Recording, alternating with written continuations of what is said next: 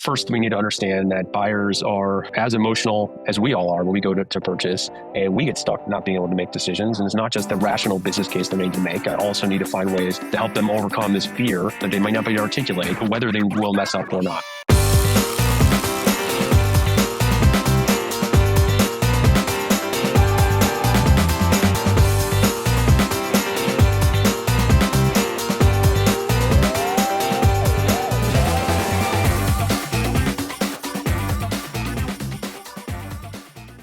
Hello and welcome back to the Industrial Growth Institute podcast.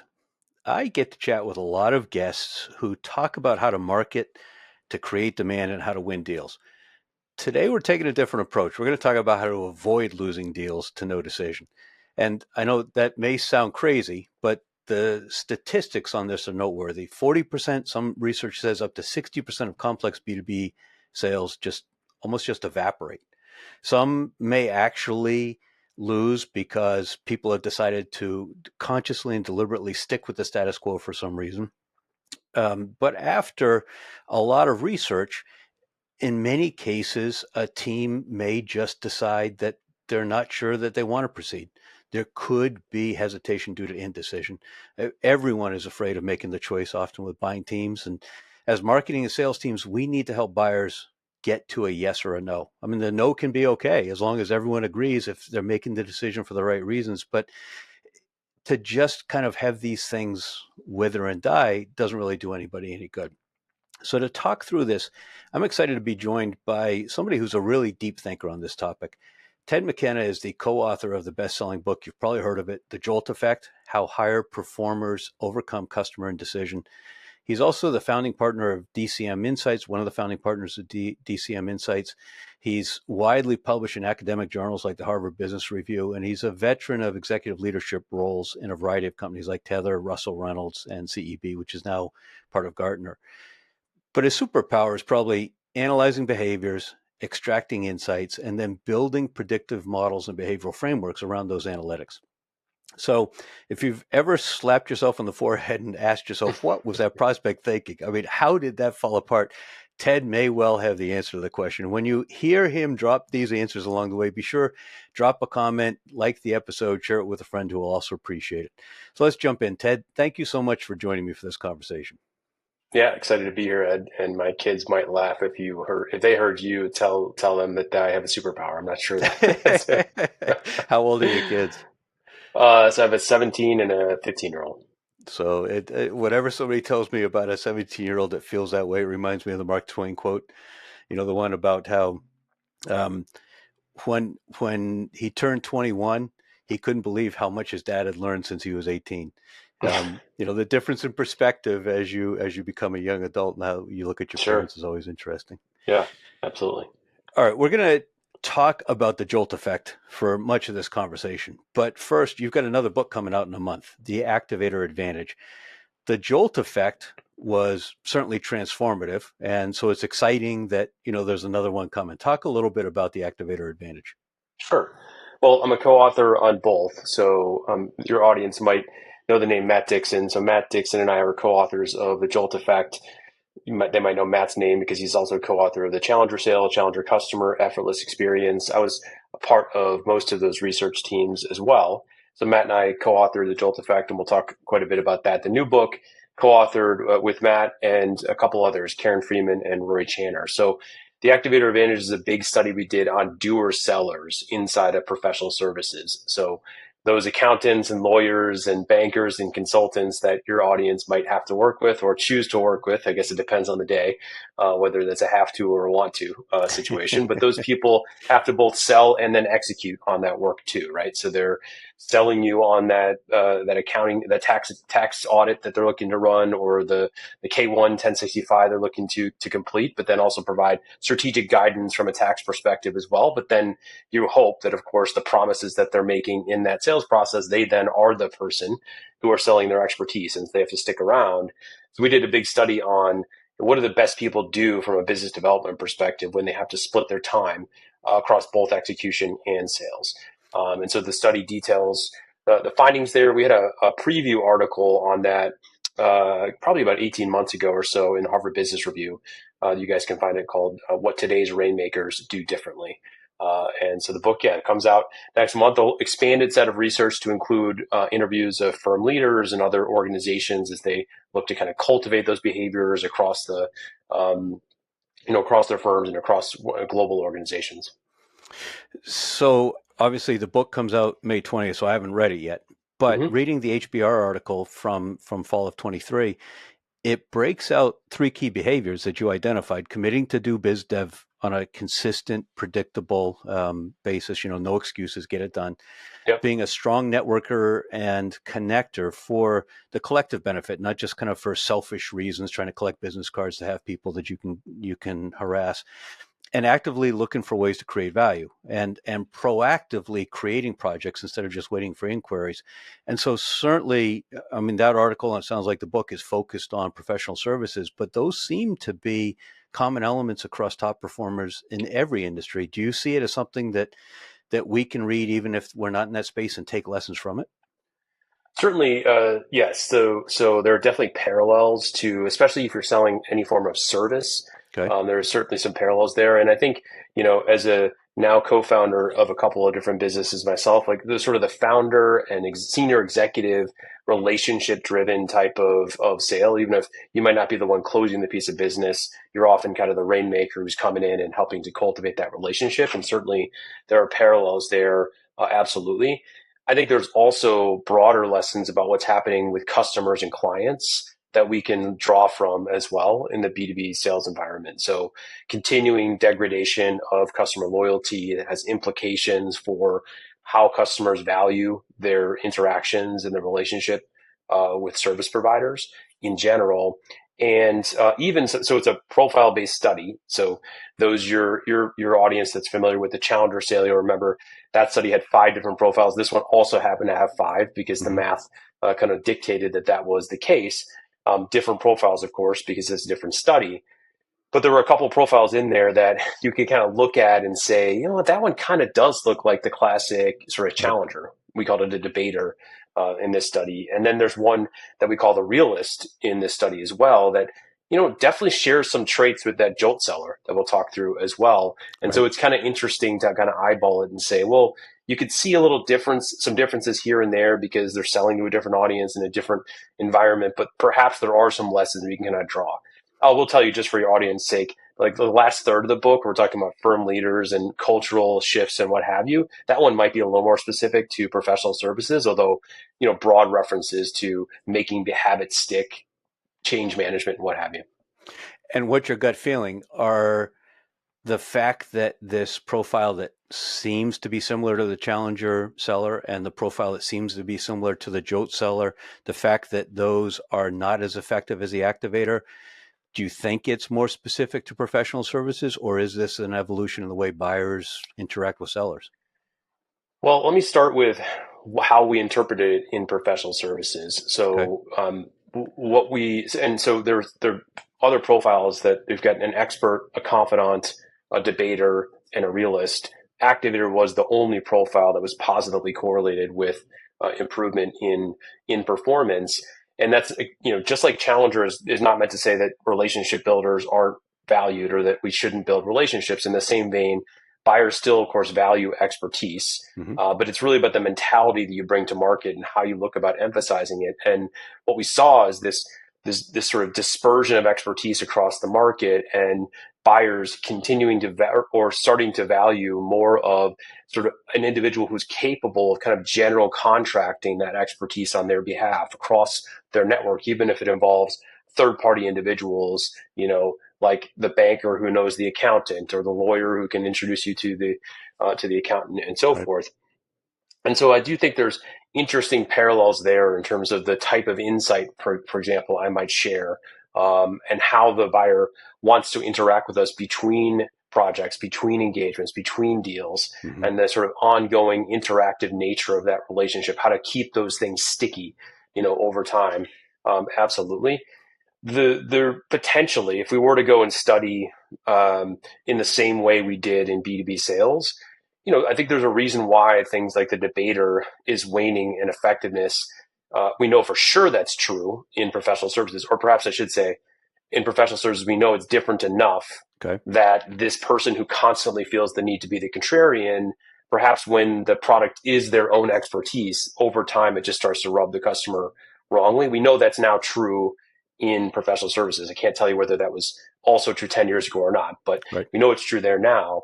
But I also think just anecdotally and based on some of our most recent research, I think if you went to study this in B2B sales, you'd find similar aspects. I mean, the JOLT seller, and now we're sort of getting ahead of ourselves a little bit, does kind of wear this hat of, look, I'm going to try to look out for your best interests at all times. And but I'm going to do this in a way where it feels like I'm kind of pulling my chair around to that side of the table. And so they look to kind of show the buyer that they think they have things under control and less that they're kind of taking control, if you will. So it's a stylistic, shift perhaps, but I don't want to overdo it. I don't have tons of data that tells you that those things don't necessarily work. I'm just sort of reading the tea leaves, if you will. Got it. All right. So diving into the JOLT effect, I'll certainly link the Amazon page in the show notes, as well as your websites of DCM and Selling Innovations. I'd like to think I've probably driven sales of several hundred copies for you. I talk about it all the time. I've bought it for people. Well, thank you for that. Our publishers would thank you for that, really, quite honestly. Yeah. I even led and organized an executive reading group around it in late 22. And there was a really interesting case study that came out of that around the take the risk off the table, where one of the participants that had struggled with new technology around welding safety actually figured out some ways to take risk off the table and grew their sales. So that was kind of cool to see it in real life like that. Yeah. So the JOLT acronym has four different pieces. The first, judge the degree of indecision. The O is offer a recommendation. L is limit the research, so your buyers don't mind, screw it, and talk themselves out of doing something. And then the T is take risk off the table. Is there one of those that's most important? It's interesting. They're all interconnected. I think for most people, look, I guess there's two ways I can answer that.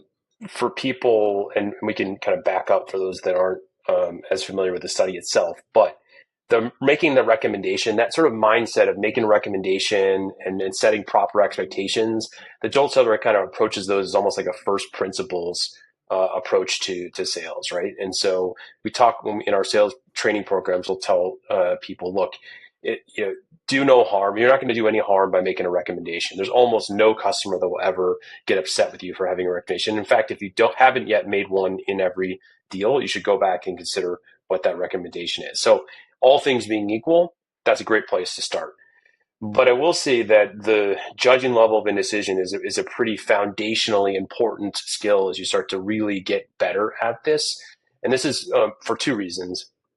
One is knowing more about the nature and the size of that indecision helps me in a lot of selfish ways. It helps me to qualify that business with more precision. Are they ever going to come to a decision or not? And that's a big impact on my time, right? But also allows me to forecast with a lot more precision as well. How fast and how likely are they to make this decision, which also wastes potentially my manager's time, my owner's time, all sorts of people in my organization if we're chasing after the wrong business or counting on this thing to come in this quarter or this year if it's not going to. Now, understanding more about that then also should make your pursuit more efficient as well, because you're going to learn a little bit more about the type of indecision that they might have. And so therefore I know, all things being equal, what's the play I should go and run as a way to reduce that core fear of messing up that's driving that indecision. And your data is amazing. With low levels of indecision, there's a 45 to 55% win rate. With high levels, the win rate is only 5%, and 87% of all sales conversations show signs of indecision. Were you startled how high that is? Absolutely, yeah. So the number is 87% have either high or moderate levels of indecision. So there are 13% of buyers out there who have low levels of indecision. And if you can find them, sell them everything you can. But unfortunately, there's just not enough of them in order for us to make our number. Now we'll say, so yeah, the number itself was kind of staggering. Although if you step back and just think about how indecision affects all of us on a day-to-day basis, and buying anything from movie tickets to items on a restaurant menu, perhaps it shouldn't be all that surprising. But the thing that was I think most surprising to us in the study was, early on we could see a lot of losses happening in places where you wouldn't have expected them to happen. Okay. Where it seemed like the buyer was inclined to purchase. Things seem to be kind of going pretty well in general. They've expressed some intent to purchase. They've even selected that vendor. So if they're going to buy from anyone, they're going to buy from that provider. And the seller was doing all the things that previously we would have assumed are enough to get through that sale. Creating a burning platform for change, making sure they're sizing that problem and showing them the pain if they don't change and all that good stuff. And yet the buyer was still getting stuck. So that was the most surprising thing for us, because what's going on here? This should have been a slam dunk, and it's still getting stuck. So if we boil it all down, it feels to me like we come to what you mentioned earlier, this FOMO, this fear of messing up, or more indelicately, maybe FOFU. Talk about really the essence of this FOMO. Yeah. So at a high level, our study found that 40 to 60% of deals are ending in no decision. Some of that is due to the buyer deciding, you know what, I prefer what I'm doing today, or change is just too hard and annoying, and I'd rather just stick with what I'm doing. Preference for status quo, it's about 44% of why buyers decide to do nothing at all. Okay. But 56% of it is rooted in this indecision due to fear of failure. Now, those aren't super different, right? 56 versus 44%. But this second cause, this indecision cause, is something that we didn't even fully appreciate existed. And it turned out to be the bigger of the two. Now, we could see it happening in the data, but we couldn't yet explain why it was happening. So we turned to decades worth of psychology and behavioral economics. Matt is the person who shouldered much of that burden. So he would tell you that he wouldn't wish that on anyone. And we've gone and summarized quite a bit of those academic articles, but super enlightening in general, of course. And eventually we came across a psychological phenomenon, of course, that we had some familiarity with, but didn't know enough about yet, which is this notion of loss aversion or omission bias. It's made famous by Kahneman and Tversky, Nobel Prize winning economists and behavioral psychologists. And so a lot of people are familiar with this phenomenon, right? Because this is why so many of us use that FOMO appeal in sales. Hey, buy now or you're going to miss out. Or if you don't move now and act now, you're going to miss all these potential great things for your business or solving these problems. We care more about avoiding losses than we care about upside gain. And we feel losses more acutely than we feel the gains. I think 4x or something like that. That's right. Yeah. So it's this is the championship coach who can't sleep at night, even though they won 7 championships because they lost the game last night. Right. This is something that happens to a lot of us. Now, we've known that to be true, but there's a wrinkle in their research that becomes really important, especially when a buyer gets stuck. And it's this error of omission. So what they found is actually there's 2 types of losses. You can have an error of omission, which is I did not do something and I missed out. So I didn't go to the party and I missed out. Or I didn't buy that solution. I didn't buy that tractor or that piece of capital equipment. And I, now I'm regretting it because I need 10 more of these things, right? That's a fear of missing out. But what they found is there's this error of commission. That's I did do something. It went horribly wrong and I got blamed. Right. It's a very personal form of loss because it only occurred because I made that decision. And I'm, of course, now the person that everyone's pointing their fingers to. Right. This piece of equipment doesn't work the way that they said it was. It takes way too many people to train people to use it. It breaks all the time. Like all sorts of things go wrong and people start pointing fingers. And what they found is psychologically that actually weighs heavier on us as individuals. So this now started to make a lot of sense to us, right? Because we could see these losses happening in places that shouldn't have been happening, but it was because the fear of messing up outweighs that fear of missing out. Or to your point, the FOFU, right? Which is the not safe for work version of it. And this is hey, your 10% discount matters less to me than my job, or how I'm seen internally, or the political clout that I have, or the baggage I've brought from all these previous purchases gone wrong. Right. This weighs super heavy on people and creates all this paralysis. And that's like the iceberg. I think salespeople often think, okay, what I'm selling is $1 million, and there's a clear justification why the $1 million makes sense, but they don't stop to think about the perspective of the plant manager or the regional VP who says, okay, we're going to put that in, and the plant shuts down for 2 weeks because it just doesn't work. I mean, that is a massive career-ending mistake. It's not the $1 million.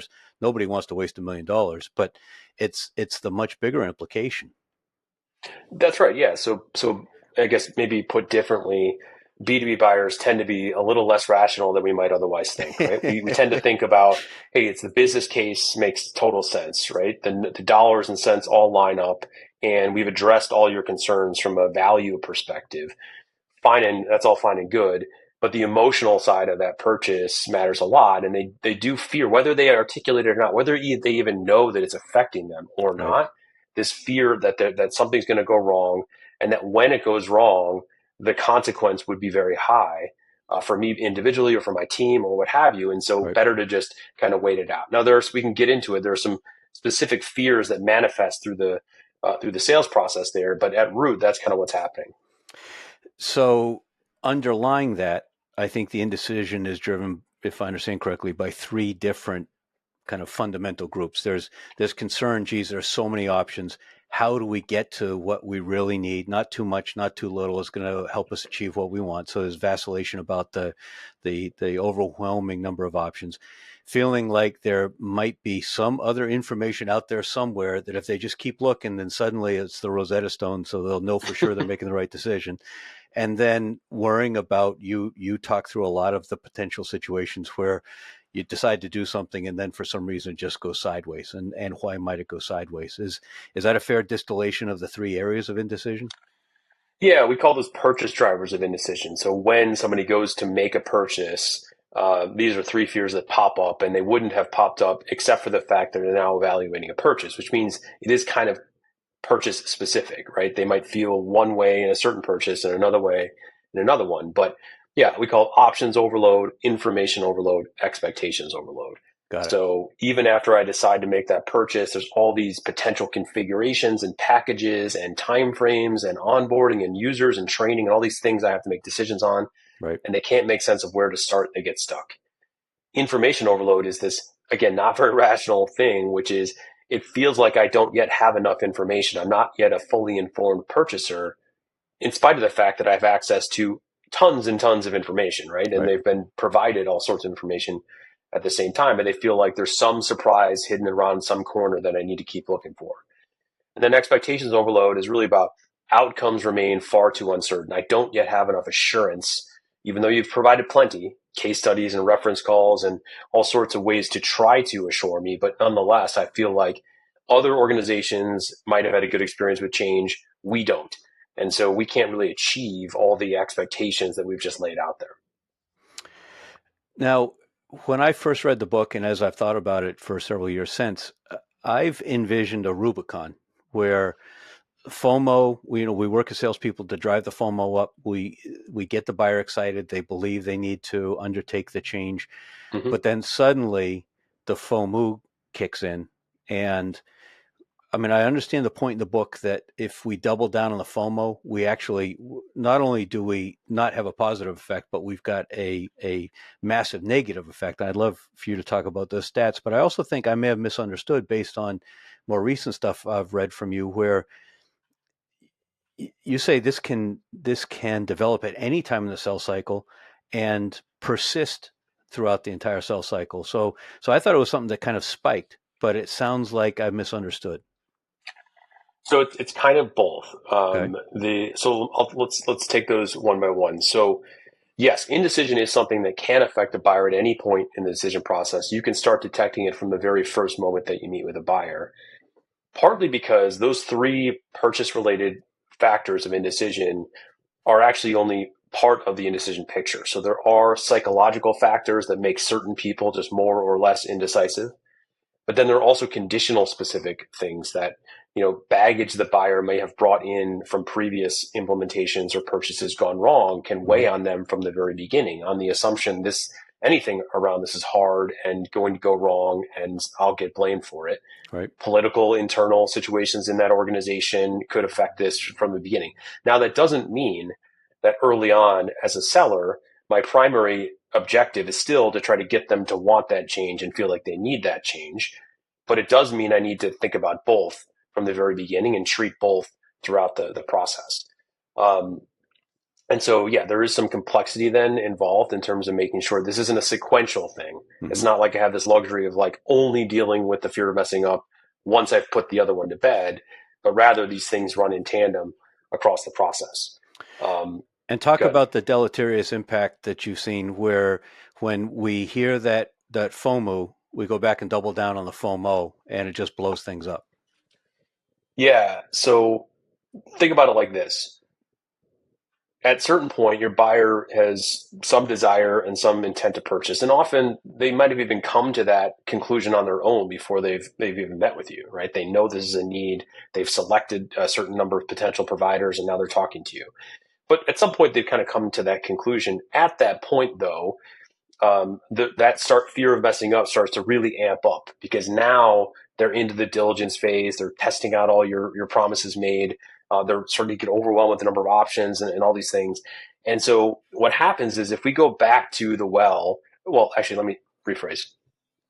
What happens for the seller is that any sort of hesitation that happens at that point, any sort of backtracking, any sort of black holing or what have you, they interpret that hesitation as a problem with persuasion.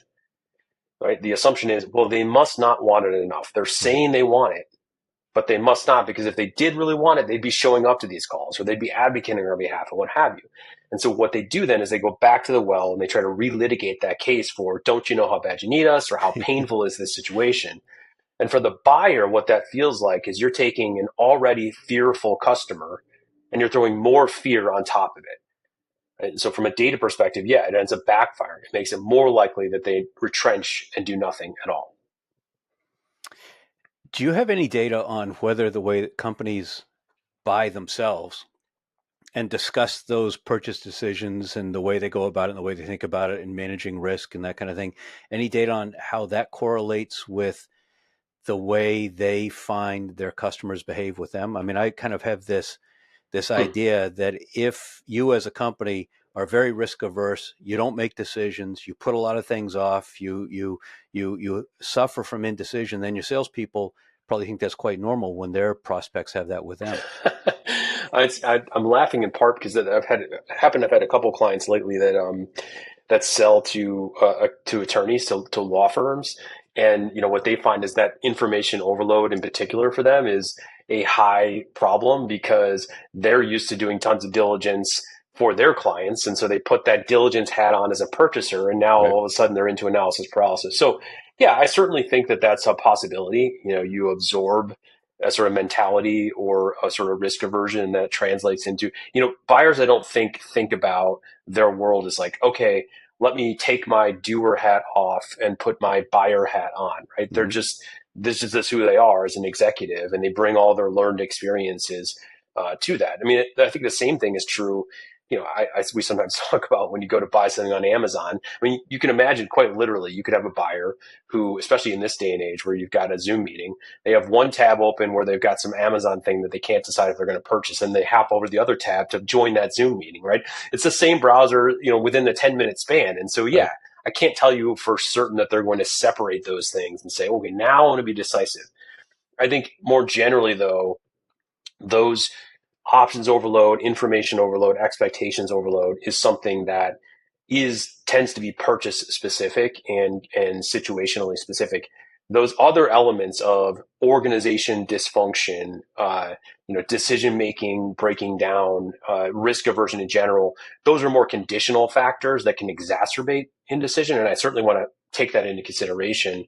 But if I'm giving advice to a seller, I want to take those types of things into account as I qualify and forecast that piece of business, but I have more control over limiting the degree to which the fear of messing up happens in those three big fears, if that makes sense, right? So it doesn't mean I walk away from that piece of business because of it. I want to be aware of it, but maybe makes it even more necessary to make sure that those three fears don't pop up.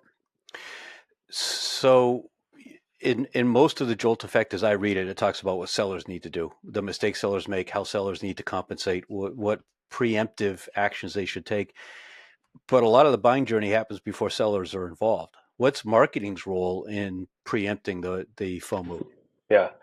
I just did another podcast with a marketing audience yesterday, and they were asking, these types of questions. And look, I think the knowing more about the emotion that goes into these decisions, uh, should of course be a high on the radar of any marketer.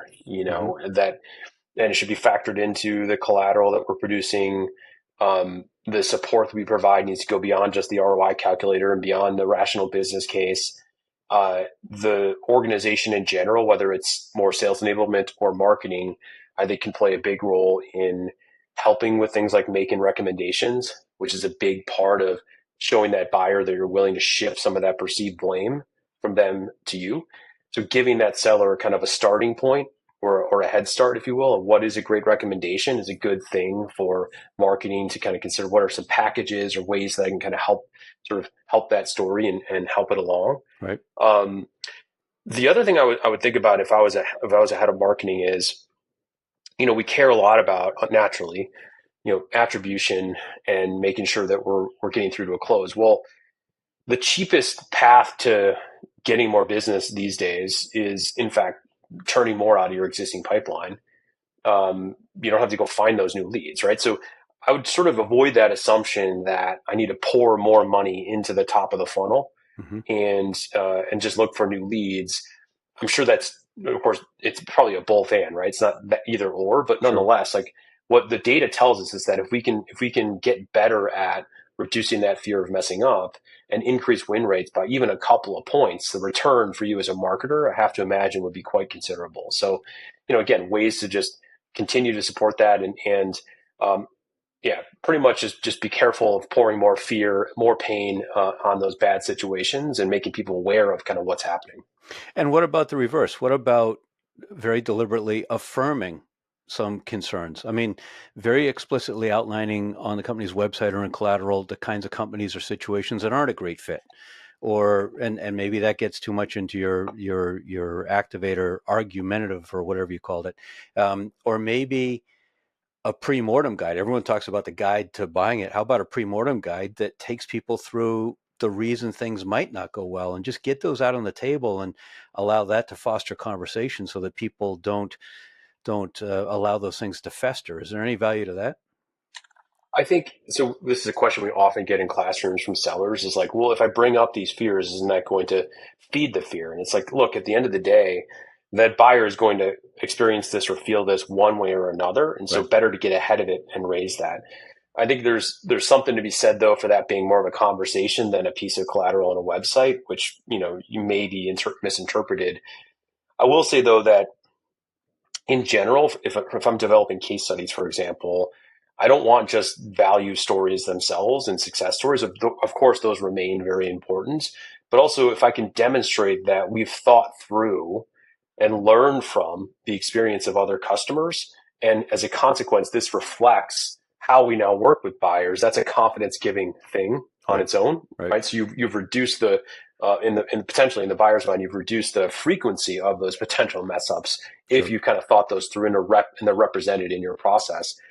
The other thing I'd say about the website, though, I should have mentioned this earlier, is in many ways, marketers naturally, and I think understandably, love options and choice. Mm-hmm. And guess even the research will tell you that there is a time and a place for that. That people actually are attracted to choice. We like the concept of choice, so it brings people in the door, and they like having the. But when it comes to making decisions, it can be paralyzing in nature, and so we need to be really careful about balancing that.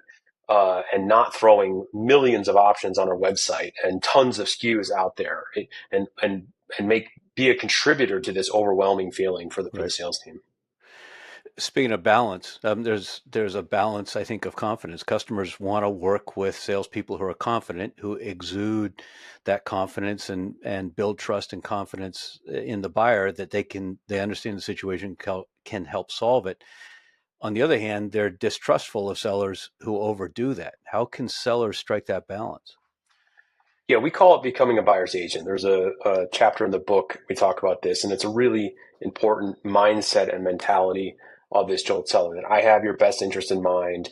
Because look, think about it from a buyer's perspective. Who among us has not felt like they've been oversold at Right. some point? Right. Right. And so then translate that into then what might that mean in terms of the hesitancy you might bring or the distrust, to your point, that you might have about they're just hiding all the bad information, right? They're only giving me the good information, and they're not telling me about. They're only telling me about products that have great stories, but not so much about the pieces that there's some variability in the experience and what Right. have you. So, and your point on the fit thing is a good part, right? A good buyer's agent sort of mentality there is, look, I want to be very upfront about buyers that work really well with us and buyers that don't. And if you're one of those other buyers, you know what? There's other places that you can have a great experience. But here's how we work really well with clients. It's a very buyer's agent type thing. But to your point, it's rooted in this notion of, look, I have to earn back trust right from the beginning. The buyer walks in distrustful, not of me, but of the sales process in general, Mm-hmm. because again, who among us hasn't been oversold in the past? So my job is to earn back some of that trust, and then perhaps spend it a little bit in certain places, which is a little bit of that radical candor at certain points. I might have to call time out and help that buyer understand, you know what, I think you're kind of heading in the wrong path, and here's why, right? And that's where you start to spend a little bit of that trust. But what it sounds like you're talking about is, rather than trying to differentiate your business, your product, your service based on technical features, you're differentiating yourself and your company based on how you sell. Very much so, and that's data we've known for a long. Going back, for those in your audience that know the Challenger sale, we've known for a long time that a big driver of loyalty is in fact about the degree to which you can deliver a great sales experience, and less so about the technical features of your product or what have you. Or at least in the buyer's eyes, those things are less differentiating on a relative basis. Um, but yeah, I think that's especially true though as you get into senior people that you look Right. to buy, right? So, and this is a problem our customers run into all the time, which is, especially when we get like very comfortable in the technical know-how and the technical features of our product or the new innovation that we put into these parts or into this, it's all fine and good, and buyers want that, of course. But what often happens is you either get pushed down to the more junior people in the organization whose entire job is that stuff, right? And so Right. now we get too comfortable talking about that and not enough about the business outcomes that the organization wants, or we end up with a very technically focused a sort of sales process, which lends itself to that analysis paralysis, right? And the other thing is we end up, because they then get in the weeds, we have to then start deferring to other people to bring in some of that expertise and convey that expertise, because there's only so much a seller can understand about all this sort of ins and outs, and there's danger there too, right? And this And at gets that in. point, if they try to limit research, it probably comes across as defensive as opposed to helpful. Yeah, yeah. So the way I would think about it, so the outcome here is we call it limiting the exploration. That does not mean we're like quite literally trying to limit the amount of stuff that we send to them, but it does mean that I need to convey some expertise along the way and do what we call owning the flow of information. So I'm trying to convey to, look, I know where this train's heading, right? Right. I've been down this road before. You're in good hands. I've done homework on your behalf, and it's a relief-inducing thing for that buyer. But you're right, the absence of that, it feels like, well, I am kind of on my own. No one else is going to go research this. So I'm going to need to learn everything I possibly can before I'm comfortable moving forward. Thinking about buying teams, CEB, where you used to work, and Challenger, I think, were both responsible for really awakening the sales world to the explosion in the size of the buying team, and that creates all sorts of challenges. Um, Not only is there the risk of appearing autocratic as a decision maker, which I think socially these days carries a stigma, but you also have buying team members that probably don't want a project to happen. And so there's concern about, will they potentially deliberately or passive aggressively sabotage the effort? So I wonder if part of what sales needs to do now is be running a JOLT methodology essentially on each member of the buying team on behalf of the decision maker or those leading the committee, so that they almost can provide this insight to help that person steer the committee in the right direction. Have you seen that? Yeah, look, I mean, the easiest way to think about how indecision affects buying groups is you have more than one person or multiple people in the group that is showing signs of the fear of messing up or of indecision. It just amplifies or just makes it far more harder to navigate. I will say though that what often happens in practice when organizations go through training with us is what they realize is we're actually not multi-threading enough in general. And the consequence of that is we don't actually know the level of indecision for this organization. We can't Right. possibly because we haven't talked to enough of these people. And especially the more senior they are, the more consequential their decisions are, the more visible their decisions are. This drives this perception that there will be this blame passing when things go wrong. And when we're not even having conversations, or we haven't found ways to get that intelligence even indirectly through our champion or through our advocate, what have you, it becomes far more difficult to know. And so you have all these blind spots Right. available to you. So at minimum, yeah, go try to find out kind of where their head's at and their perspective on this direct conversation as best if you're able to and get access to it. But yeah, it does sort of require you to find ways to again get intelligence and have more direct conversation with folks. But then how about sharing that back with the person, the deal champion, who wants to see it happen? Is there any value in sharing with them these insights and offering recommendations of how they could kind of run the O or L or T parts of the play on their team internally? Yeah, I think so, absolutely, and yeah, it's in their, it should be to their advantage if Right. it's they're anchored on a problem that's important for their business, right? You're trying to help them along with that. There's kind of an interesting wrinkle, and I'll give credit to a former colleague of mine named Timur Hichelmus, who was one of the researchers on the Challenger project, and when he saw Jolt, this was one of his reactions, which is that we used to talk about the difference between mobilizers and talkers inside these buying groups. So a talker being somebody who's fully willing to give you time and intelligence, but when push comes to shove, they're not willing to actually advocate Right. for their peers. Well, this allows us to really perhaps rethink how you might classify somebody as a talker. That actually this person is a latent advocate, but is just stuck in indecision. Got And it. so if I can help them overcome that, I potentially unlock far more numbers of potential advocates or mobilizers, which is an interesting way to think about it. Sometimes the indecision stems from the prospect's concerns about the vendor, but sometimes it's concern about their own internal ability to execute. I hear a lot of Mm-hmm. executives say, we'd love to do it. It makes sense. We just have these three strategic priorities. We got to concentrate on those, or I don't have bandwidth, or my team doesn't have the bandwidth. And as much as we'd like to do it, we can't do it. Can sellers overcome both of those, or is there a difference between them? Yeah, I think it's even worse than that actually, because I think it's also about their perspective on their capacity or their ability to execute these things, right? That we stink at change and we can't do these things. We can't have nice things. Definitely affects their perspective on this. Mm-hmm. So yeah, a big part of de-risking that decision helps that buyer understand what is practical, what is achievable, what's believable for them to go about doing that. And I want to start that early and often throughout the process. Um, it would for those buyers who are so concerned about those types of things, that might be a place where I have to get creative with what we'll call safety nets.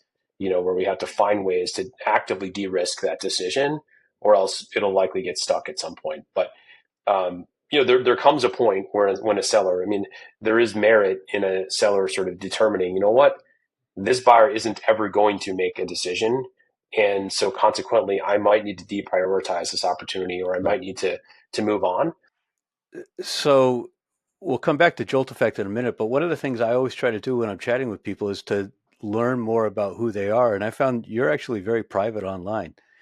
You talk a lot about your research, but not at all about TED. Are there hobbies or interests outside of research that give you a kind of an escape valve for stress and help you recenter your karma? Sure.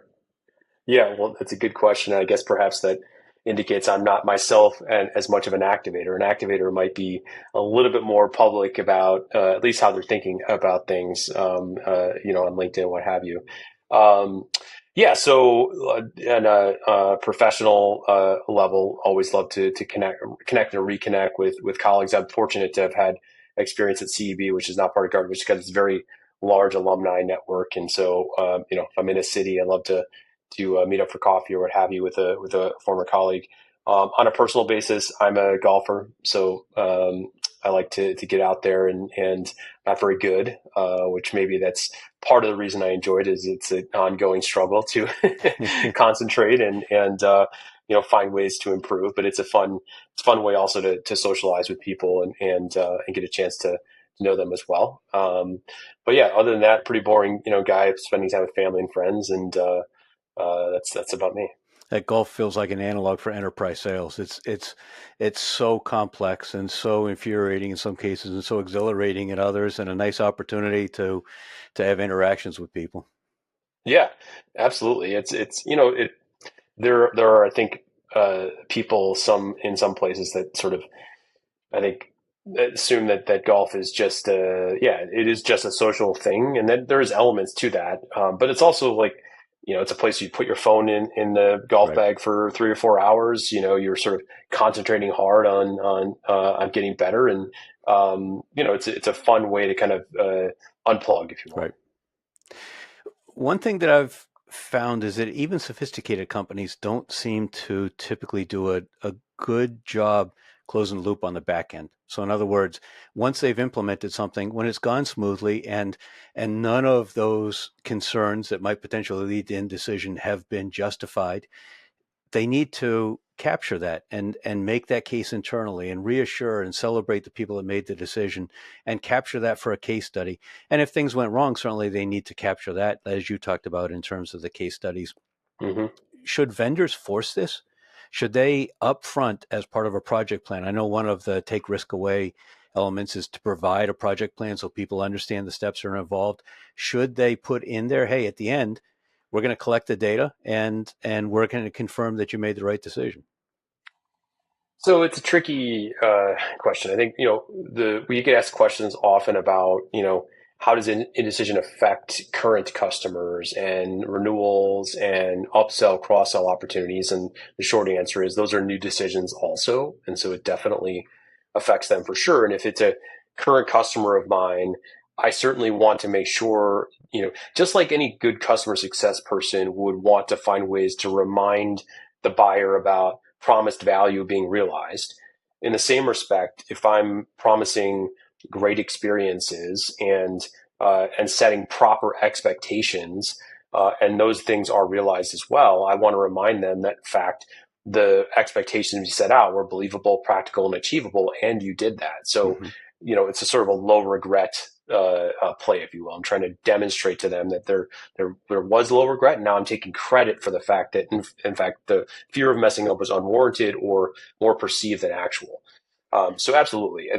The other thing I'd say though is that we can kind of get ahead of some of this in the sales process by pulling forward, some of the things, some of the processes that most organizations have in place to initiate that, right? So checkpoints and check-in calls and account management processes that, of course, are there for renewal purposes, but take credit for them in the sales process as a way to show them, look, we've thought through and have put in place processes to reduce the likelihood of that mess up. And it's this, and it's that, and it's this. And I think it's totally appropriate to again take credit for that and share that. It is a form of a safety net. It might be Right. rather informal. It's not the same as something where you're quite literally taking risk off the table with a cancellation clause or something like that. But nonetheless, it is a form of a safety net for that person. So upsell and cross sell is one thing, but kind of rip and replace is something different. And in the machine world, they may have 4 or 5 of an incumbent's machine on the floor. And so there's a decision, do we need to buy another? Do we add capacity? Do we replace one? But there's also this omission commission point that you made Mm-hmm. earlier. If they decide to get another and to get something different, then there's a real risk. What they have now, it's not perfect. Nothing's perfect, but it's okay. And Yep. that is something that people in my space really struggle with. What kind of insights do you have for that situation? Yeah. Is that sort of what I have is good enough at the moment? Yeah, and if we've got to add capacity, we've got 5 of the same machine, we've got the spare parts inventory, our maintenance team is trained on it, we've got the drawings or people know how to fix it, we can change people between shifts and Yeah. plants and they can take it over. So there's a Yeah. lot of potential downside if you go to something different. And if an engineer says, let's go different, and it turns out well, they're just doing their job. If they say let's go different and it turns out poorly, then they're a jerk. Yeah, the current state is a business process they understand too, right? So what happens if it does need maintenance or it does break, and then I've got people on my floor who have know-how Right. about dealing with those situations. Whereas if I change platforms or change providers or move to a different version or the upgraded version, now all of a sudden I got to retrain my team on Right. what that process is. I got to make sure that they understand everything, and because they don't, the potential consequence of any mess up is that much higher, right? Sure. Lost time on the floor, consternation and frustration. Do people leave because now they have to spend all this time? Yeah. So the ripple effects can be quite big. And I think, you know, I guess that's the bad news, I suppose, if you are the person who's trying to convince the buyer to make that change. Mm-hmm. But I would, the data would show that if you take that into consideration and recognize that change that you're proposing is not just a one-time thing, but these follow-on ripple effects and these implications. And if I can holistically help them understand the ways that you've surrounded that support, you're going to sell far more of those things. Interesting. I saw in the news yesterday, IBM had an earnings call, and I think the quote was, "In a very dynamic and uncertain environment, clients are focused on cost efficiency, cash preservation, and liquidity."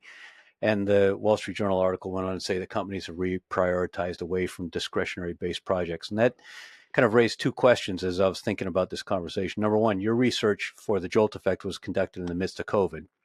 And Mm-hmm. we've got loads of economic, market, and geopolitical uncertainty right now, but this indecision problem isn't driven, if I understand correctly, exclusively by outside events. They may aggravate it, but it is a fundamental internal issue, even when times are good, right?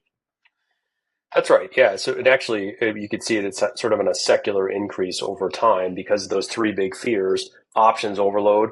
Who has less options for their buyers? Everyone's got more options for their buyers. Information overload is only getting worse with AI and chat GPT and what Right. have you.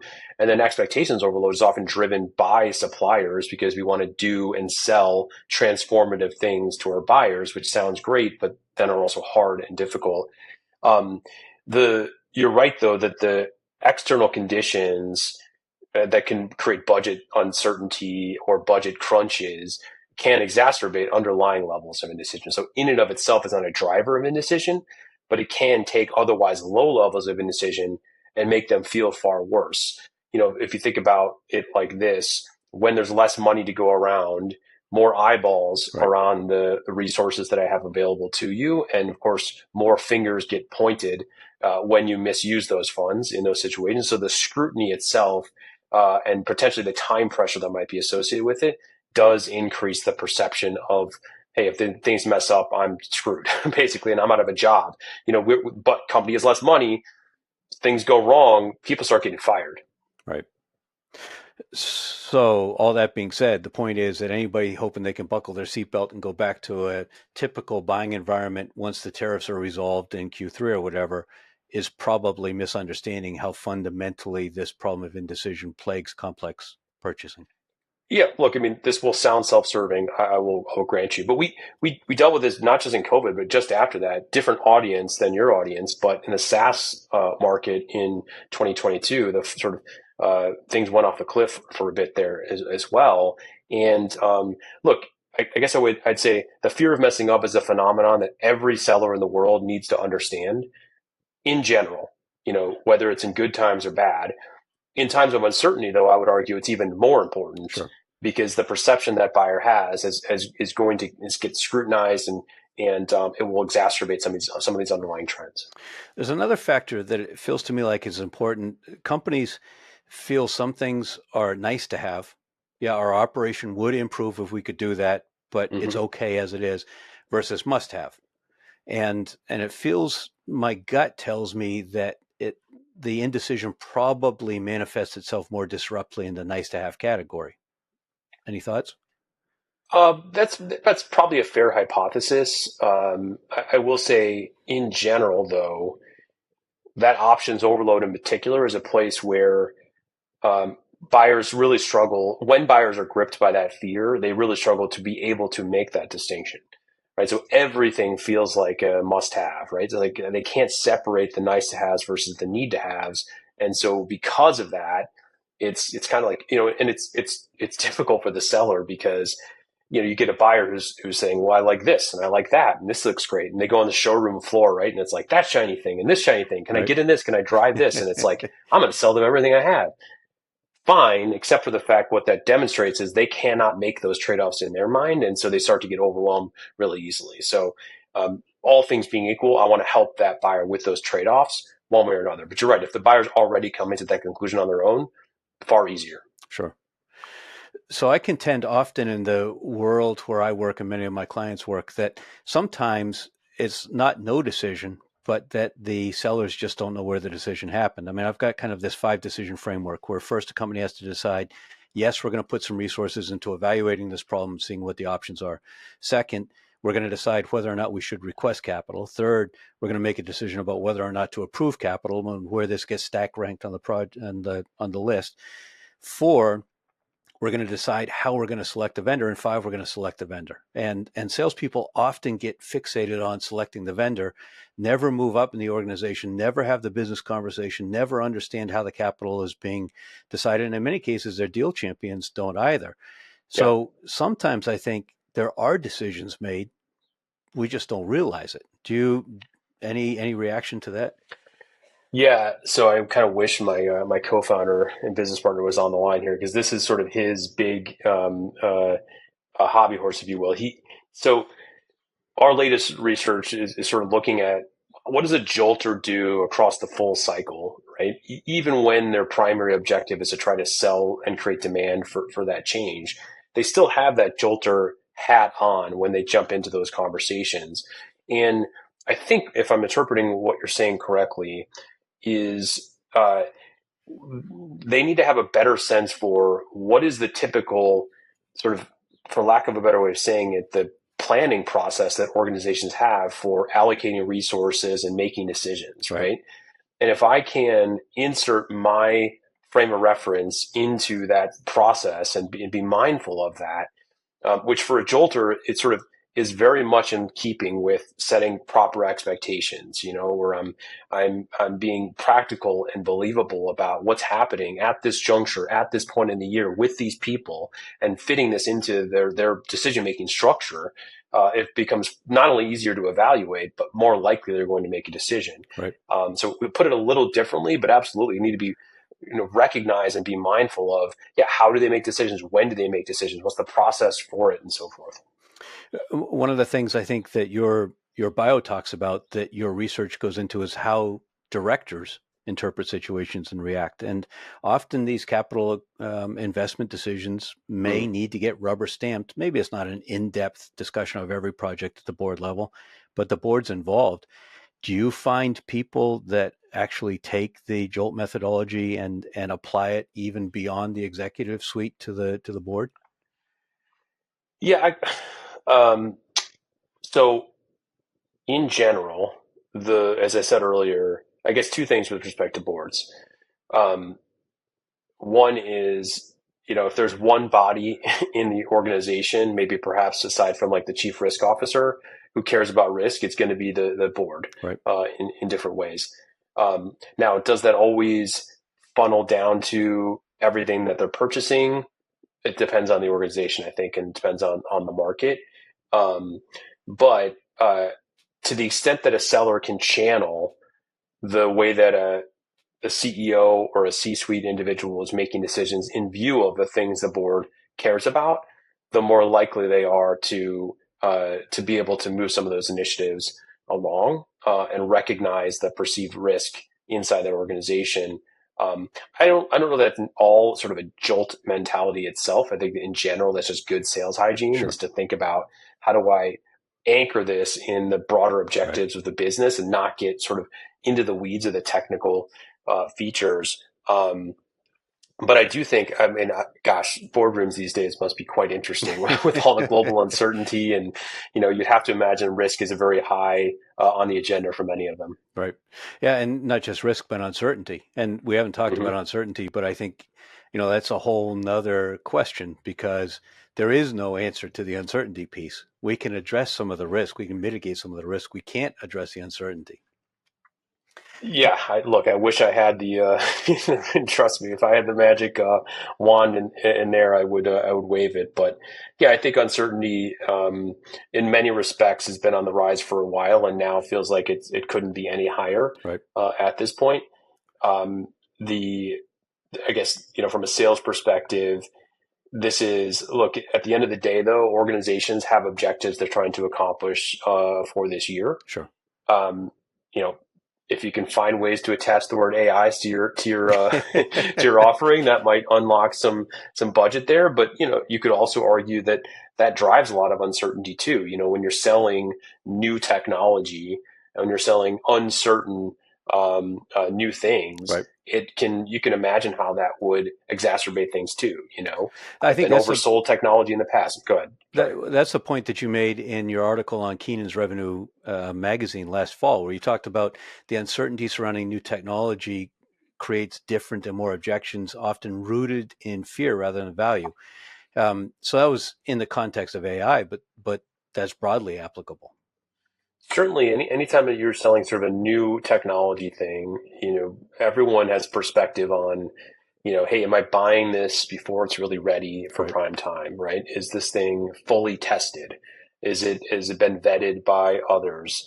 Are you overselling its capabilities? And Right. I think with respect to AI, it's fair to assume that there's going to be some bubble somewhere, driven by some individual. And that doesn't mean there aren't others who are making perfectly valid claims. But if you're the buyer, you now have to separate, one from the other. And so you can imagine why that would create more need for more diligence and wanting to dot every I and cross every T in the process for sure. I love debating whether enterprise salespeople should work to qualify deals in or qualify them out. I come down on the side of qualifying them out.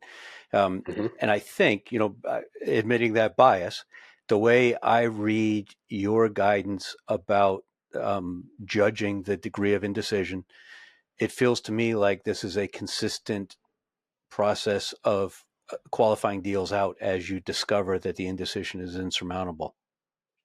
We've known through research for a while that high performers are far more rigorous and ruthless about disqualification and walking away from deals.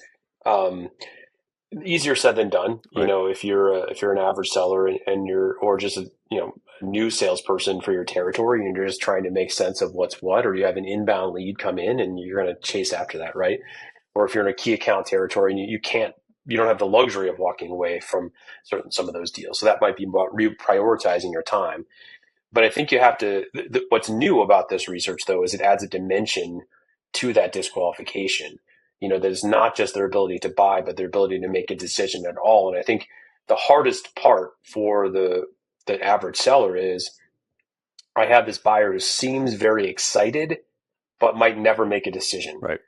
And can I walk away from those situations? It's got to be very, very difficult in those situations, which is why it's true. We believe that you probably should think about disqualifying, but talk to your manager about it. But at minimum, think about reforecasting that opportunity. Like consider that in terms of timing at minimum for your organization. Just turn down the gain on your sales happy years at least. Exactly right. Yes, that's right. um, your background and acumen was, I think, one of the pieces that enabled the Jolt Effect research. Bringing Tether in and being able to run analysis on all these unstructured conversations was really a key element of making that all possible. And it feels like now, with all the AI sales agents that are coming along that can mine conversations and emails and text messages and all, there may be a way to begin to overlay Jolt criteria on top of Medic or MedPick or whatever qualification criteria people use, and have those agents begin to look for these things. Is anyone doing that or doing it well? So that's a complicated question. I mean, there are things we work with clients on those types of things at times. Um, you know, Whenever you're evaluating the buyer side of the conversation, it gets far more complex because the variation in those emotions and objections can be quite high. Mm-hmm. Unstructured data can only be analyzed as good as you can classify it, Right. and so that creates some complexity. We were fortunate to work with a really good piece of technology that Matt and I happened to be working there at the time, but we'd spent years kind of training the machine to recognize these situations. More generally, though, you're absolutely right that like the advancements in AI will unlock new opportunities to understand more about what's happening in these conversations. I think when we go to provide guidance to people on this, what we tell them is, be careful about more about false negatives than false positives. So it's easy early on to spot errors and say, oh, this shouldn't be that, or this classified. Fine, you have to get better at that. But what's tougher is the false negatives, where it's not recognizing things at all and it's off your radar. Right. And there are ways around that analytically, but that's where I would kind of focus a lot of energy. And if you had one or two questions that you would put in a typical win-loss report to try to capture JOLT elements, what would you be asking in those win-loss reports? Yeah, well, look, I mean, first, I think often win-loss analysis really more win analysis than it is loss analysis.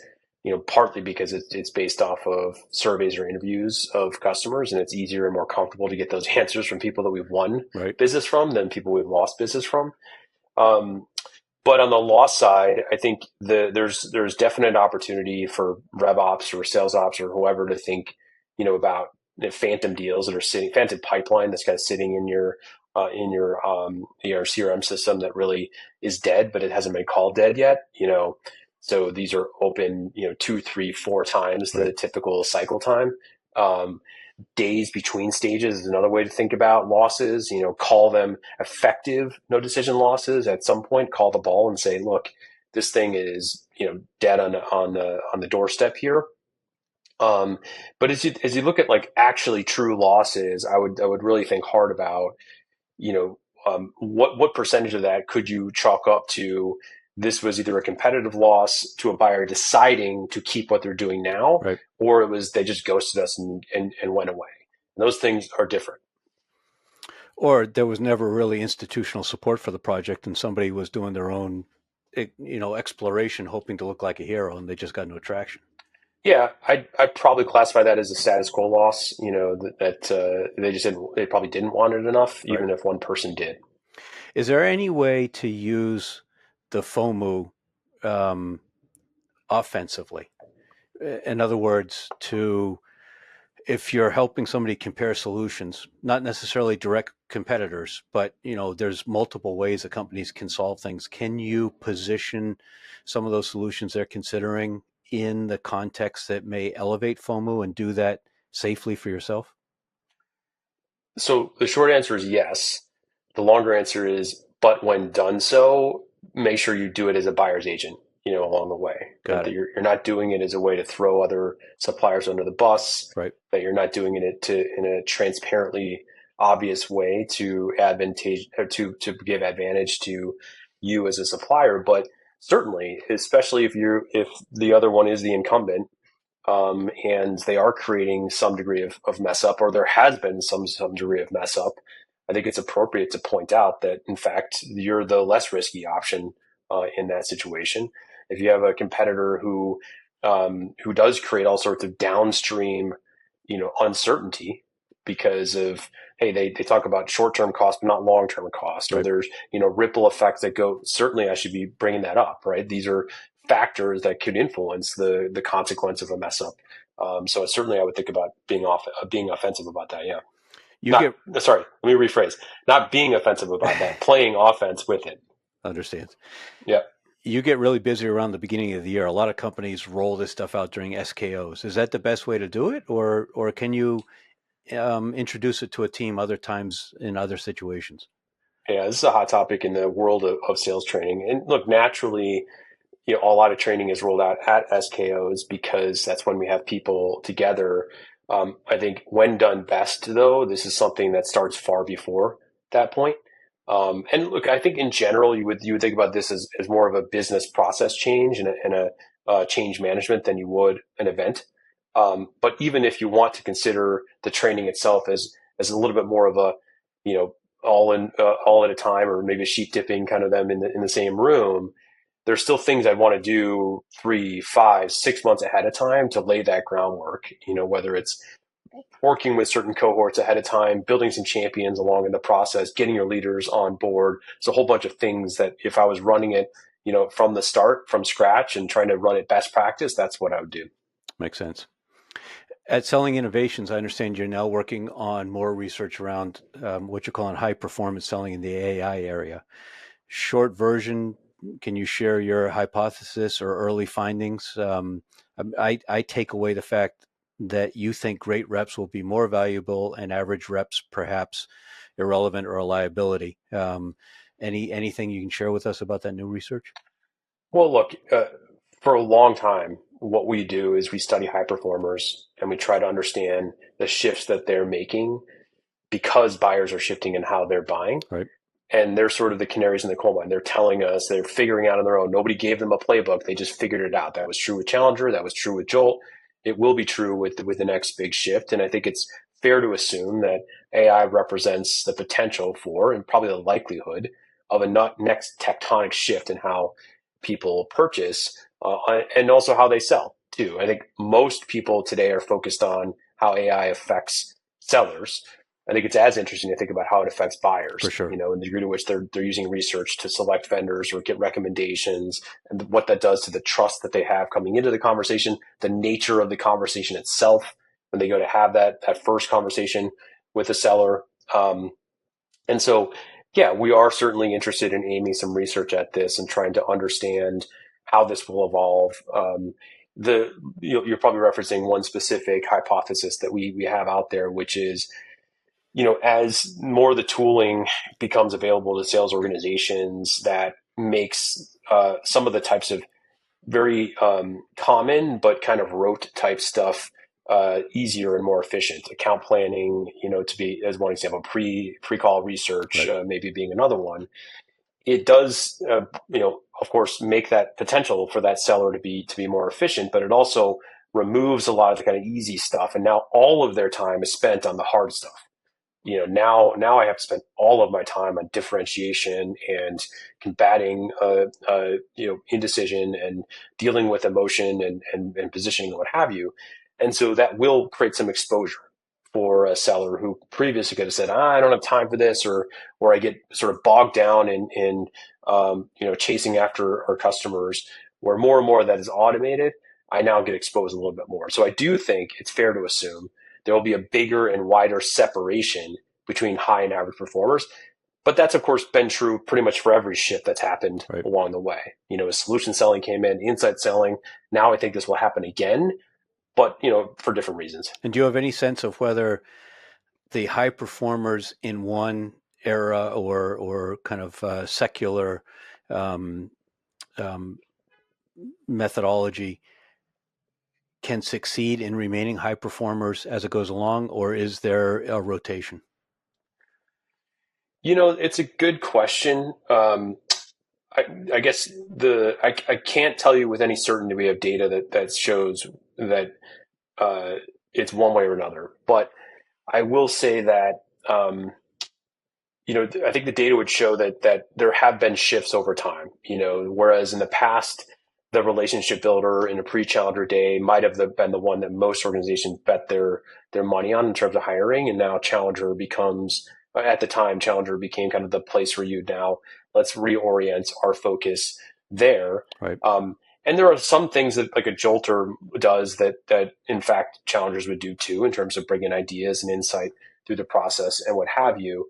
But there's a little bit of an evolution there as well. And I would tend to think about more as an evolution than a wholesale change in terms of that. Because look, at the end of the day, that's what high performers are really good at, is reading the tea leaves and Right. figuring out, oh, there's some shift here, right? So Right. if I was a high performer in previous era, I'm probably more likely to be a high performer in the next era too. Makes sense.